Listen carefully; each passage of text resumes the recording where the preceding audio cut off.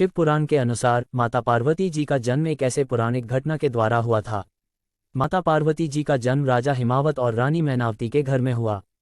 वह एक महादेव भक्त थे और उन्हें बड़ी इच्छा थी कि वे माता पार्वती जी की संतान प्राप्त करें।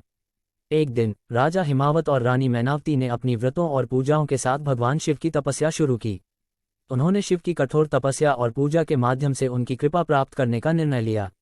अनेक वर्षों तक वे तपस्या करते रहे और अपनी अटल साधना और व्रतों के माध्यम से विशेष तपस्या द्वारा भगवान शिव की कृपा का इंतजार करते रहे। एक दिन जब राजा हिमावत और रानी मैनावती शिव की तपस्या कर रहे थे, उन्होंने अपने यज्ञ के द्वारा भगवान शिव की प्रसन्नता प्राप्त की। भगवान शिव ने उनके समक्ष प्रकट होकर कहा, आपके व्रत, तपस्या और पूजाओं का फल यह है कि आपको एक सुंदर संतान प्राप्त होगी। वह भगवान शिव और माता पार्वती की स्वयंभू रूप होगी और आपके आशीर्वाद से ही उसका जन्म होगा। शिव जी के वचन से प्रभावित होकर राजा हिमावत और रानी मैनावती ने अपने जीवन में बहुत ही ध्यान और पूजा के साथ अपनी अपेक्षा और संयम बढ़ाया। वे अपने आचरण के माध्यम से देवी पार्वती की कृपा को आकर्षित करते रहे। कुछ समय बाद राजा हिमावत और रानी मैनावती को आश्चर्यजनक घटना का सामना करना पड़ा। एक दिन जब वे अपने आश्रम में विराजमान थे, एक आभा की किरण उनकी आंखों में पड़ी और वे बहुत खुश हुए।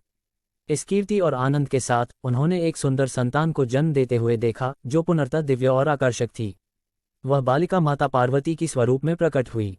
इस प्रकार माता पार्वती जी राजा हिमावत और रानी मैनावती के आशीर्वाद से जन्मी। उन्होंने उसे शिव पार्वती की स्वरूपता से पुकारा और उसका नाम पार्वती रखा।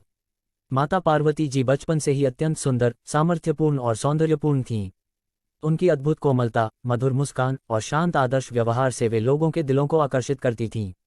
माता पार्वती जी ने अपने जीवन में भगवान शिव की पूजा और उनके सेवा में अधिकारिता का आदर्श बनाया।